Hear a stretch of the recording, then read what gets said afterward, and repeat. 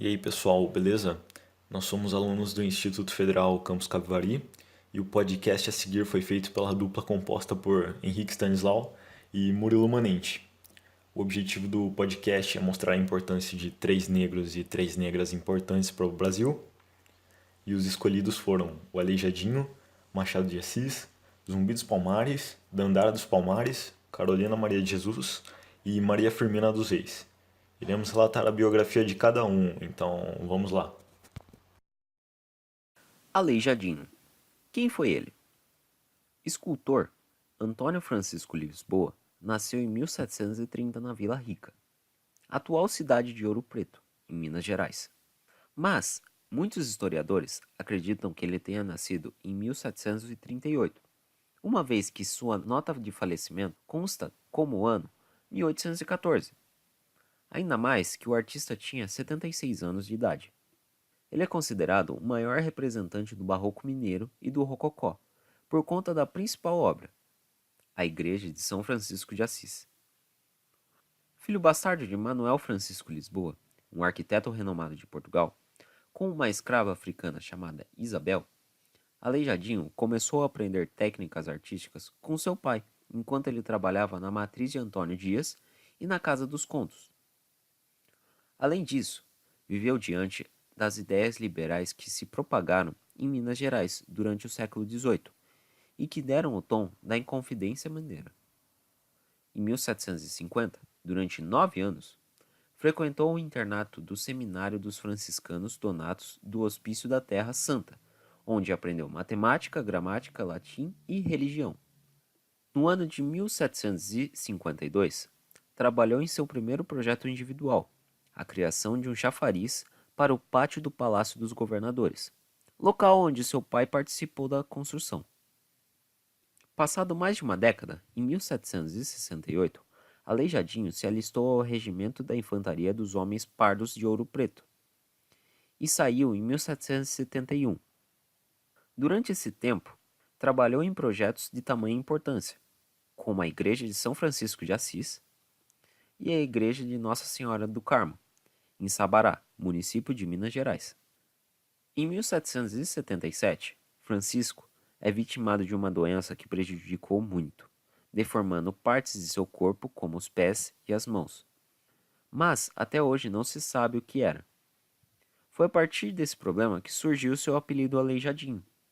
Anos próximos à sua morte, trabalhou também nas esculturas da Via Sacra e os profetas para a Igreja de Bom Jesus de Matozinhos, em Congonhas, no estado de Minas Gerais.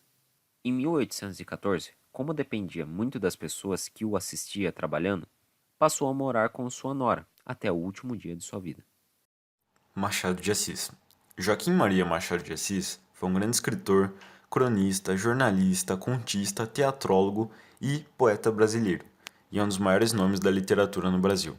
Ele nasceu em 21 de junho de 1839 no Rio de Janeiro e morreu em 29 de setembro de 1908. Machado foi filho de pintor, criado no Morro do Livramento e estudando como podia. Publicou a sua primeira obra literária aos 15 anos.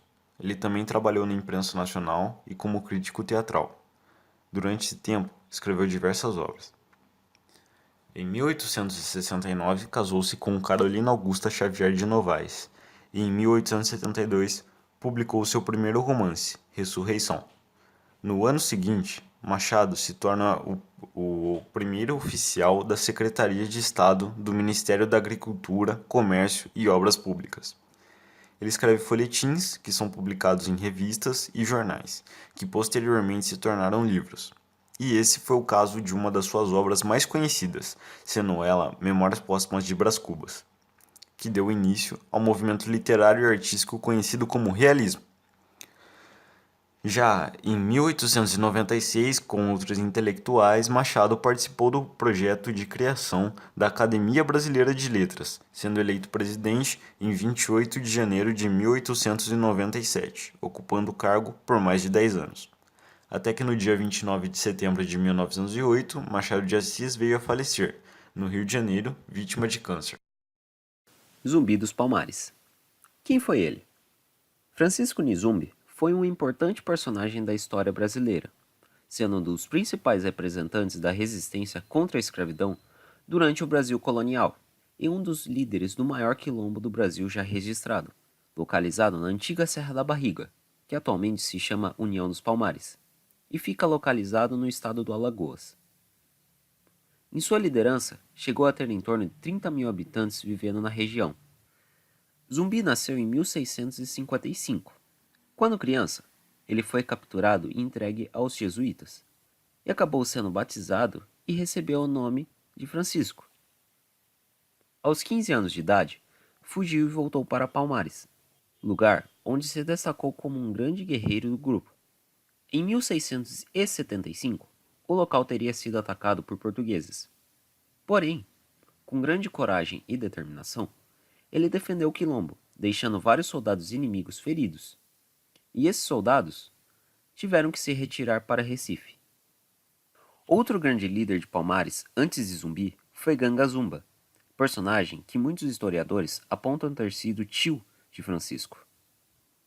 Em 1678, o governador da capitania de Pernambuco teria tentado um acordo com Zumba. Todos que nascessem em Palmares seriam livres, mas os fugidos deveriam retornar aos seus donos. O líder aceitou o acordo, mas Zumbi não, pois acreditava que liberdade deveria ser uma conquista para todos. Assim, muitos pesquisadores afirmam que ele teria mandado algum de seus aliados para matar Ganga Zumba, ou talvez teria feito isso por conta própria. A partir disso, Zumbi se declara o líder do quilombo com 25 anos de idade. Em 1694, um bandeirante chamado Domingos Jorge Velho monta um plano de atacar um mocambo conhecido como Cerca Real do Macaco, que era a sede do quilombo. Após uma batalha intensa, o local fica totalmente destruído e a história de Zumbi chega ao fim. Ele acaba sendo pego por soldados portugueses e decapitado. Dandara dos Palmares. Quem foi ela? Esposa e mãe de 3 filhos de Zumbi dos Palmares, Dandara foi uma guerreira que participou do Quilombo dos Palmares no século XVII. Pouco se sabe sobre sua história, nem mesmo onde ela nasceu, se foi aqui no Brasil ou no continente africano. Mas estudos apontam que a mulher teria se unido ao grupo ainda criança. Participava de atividades como caça e agricultura, além de elaborar estratégias e lutar ao lado dos demais guerreiros. Também contribuiu com toda a construção do quilombo, tanto na organização socioeconômica, política e familiar. Em 1678, o governador da capitania de Pernambuco teria tentado um acordo com Ganga Zumba, outro grande líder de Palmares antes de Zumbi. Todos que nascessem em Palmares seriam livres, mas os fugidos deveriam retornar aos seus donos. O líder aceita o acordo, mas nem Zumbi e nem Dandara aceitam. Assim, muitos pesquisadores afirmam que eles teriam mandado algum de seus aliados para matar Ganga Zumba, ou talvez Zumbi teria feito isso por conta própria. Durante uma intensa batalha contra os bandeirantes, Dandara foi capturada, mas ela acaba se suicidando em fevereiro de 1694, para não ser escrava. Carolina Maria de Jesus. A Carolina Maria de Jesus foi uma importante escritora brasileira do século XX. Nasceu em 14 de março de 1914 em Minas Gerais e teve uma infância difícil, mas conseguiu frequentar a escola, onde aprendeu a ler e a escrever. Quando sua mãe morreu, em 1937, Carolina se mudou para a favela do Canidé, no norte de São Paulo, enquanto estava grávida e desempregada. Ela decide não se casar mais e, para sobreviver, trabalhava como catadora de papel e registrava o dia a dia na favela em cadernos. Em 1958, o jornalista Audálio Dantas a encontra e juntos decidem publicar o seu primeiro livro, O Quarto Despejo, Diário de uma Favelada. A escritora utiliza uma linguagem simples e mostra o realismo da favela. A obra, desde a publicação, vendeu milhões de exemplares e foi traduzida em 14 línguas. Com isto, as condições de vida de Carolina melhoraram muito, contribuindo para a sua saída da favela. Com o tempo, ela se mudou para bairros melhores e escreveu mais livros, dentre eles romances e a sua biografia, até o dia da sua morte, em 1977. Maria Firmina dos Reis. Ela foi considerada a primeira escritora romancista brasileira. Nasceu em 11 de outubro de 1825, na ilha de São Luís, no Maranhão, e aos 5 anos ficou órfã e teve que se mudar para a vila de São José dos Guimarães, onde morou com a sua tia. Maria se formou professora e exerceu a profissão durante muitos anos. Em 1847, com seus 25 anos, venceu o concurso público para a cadeira de Instrução Primária, na cidade de Guimarães do Maranhão. Na imprensa local, a escritora mantinha presença constante, publicando poesia, ficção, crônicas e até mesmo enigmas e charadas. Ela também atuou como folclorista e como compositora.